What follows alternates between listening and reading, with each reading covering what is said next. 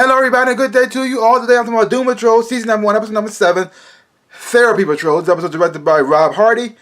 And here we have the group, the team, trying to open up, trying to bond, trying to share their dark secrets, trying to let the other group know how they're feeling, what they're going through, their emotional, what's stressing them out, what the emotional things they're going through, their life. So they get to know each other, so they become better as a team. They're all going through stuff. They're all messed up people. They all have their problems. They all have their own baggage that they're going through. But the problem is that instead of coming together as a team, almost in a family in a way, and sharing what they're feeling, and maybe the other person can help each other, help them out, they keep it to themselves and they keep it all bottled up, and they got all this tension between them. And so because of Cliff, he decides to use this opportunity so they can have a group therapy and then share.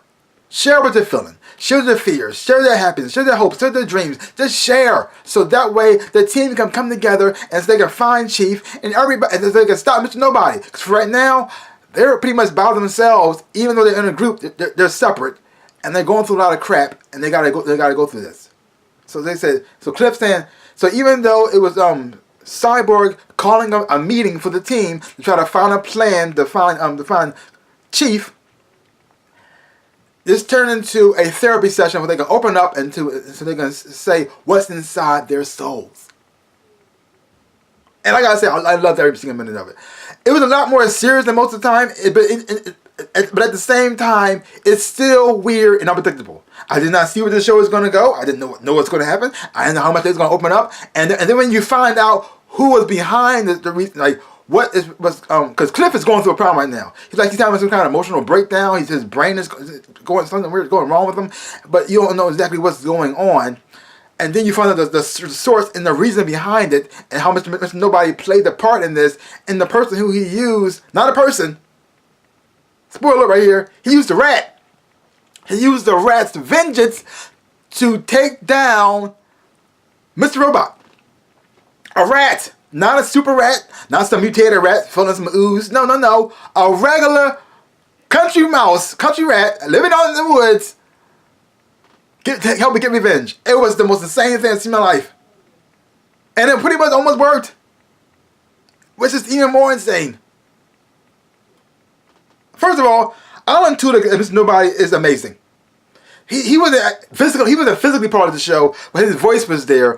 Every time he's in the show, no matter how big or how small, it's always fantastic. And I'm watching this team, watching their lives, like you're seeing, like each person show a little bit about themselves and what they're going through. I mean, you saw something about Crazy Jane. She's still trying to get over the fact that what Chief was going to send her to the house, possibly to abandon her there because she's broken or something else for other reasons. She doesn't know. She's freaking out about that, and she's looking at the tapes trying to find some type of answers to that.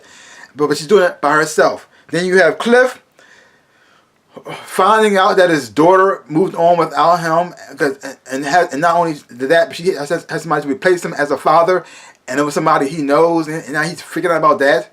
You have what's going on with Larry and the spirit that's living inside of him, trying to find their balance, trying to find their way to work together instead of being separate.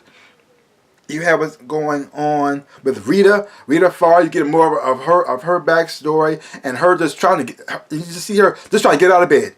Her day starts. What's the thing she has to do, the mental stress she has to go through, the mantra she got to say just so she can get up and walk around. Takes a lot of mental stress on her and physical, just so she can just live like a normal person. And she's trying to find herself again because you realize she's not Rita Farr. That's not even her real name. That's the stage name her mother and about her father gave to her because for all her life they told her she's going to be a star. You're going to be a star. You're going to be a star. They even gave her a fake name. And so now She couldn't be in Hollywood no more. She couldn't be the star anymore. She couldn't be Rita Farr. Now she's trying to figure out, who am I? What is my purpose? What am I supposed to be trying to do? Should I be the hero? And how do I go about doing that? But first thing I got to, before I get into all of that stuff, how do I just get out of bed? Let's see if I can do that. And seeing her struggle through that. You had the whole thing going on with Victor and the stuff he's going on with his father and the memories that he's having. Mr. Nobody's in his head talking about the memories he's having is not real. So now you think to himself, did I kill my mom? Is it my fault or is it something else? But if it isn't something else, who would do that? Did my dad do this? Did my dad messing me up, make me think I killed my mom, and I didn't? what? And you see him struggling through that there, and you see that all that going on inside of the meeting, inside was starting to happen. But like I said, it wasn't a lot of action. It wasn't like a whole lot of fighting, something like that. Too a little bit of fighting, but not that much. But it was still very interesting. Just getting to know these characters and watching them interact with one another was just fantastic. And when you see it, how what happened with Cliff with the rat and the rat taking vengeance, what happened to him? Like it was so weird and so crazy, but it felt right at the same time. I love this show. I really do. I cannot recommend this show enough. Watch it for yourself. Don't take my word for it. Watch it for yourself. This show is so crazy, and it's so weird, and it's unpredictable. I cannot predict where the show is going to go or what's going to happen, but you enjoy every minute of it. And it's still, no matter how strange and crazy it might get, they still manage to put some humor in there as well to kind of balance it out. And I just, yes. I mean, like, you have Brendan Fraser as Robot Man. Oh, I love every line he says. Just watching him here. And then you got the Nan Gregorio as Crazy Jane. Just watching her different personalities and stuff like that too. You got Rita, not Rita. You got April Bobley, who plays Rita Farr, and watching her character grow and change, stuff like that too. I mean, every character on this show. You got Matt Bomer, and you have Jovan Wade as Victor Stone. You would think Victor wouldn't fit in this group, but he does. And then watching them, this team, this dysfunctional hot mess, this come together is so beautiful. Like I said, check it out for yourself. So give my channel a big like, hit the thumbs up, shaboop, and subscribe to my channel and share. I would appreciate it, like I always say, in my dreams and in my life, I am the Ninja Rabbit. Peace out, people.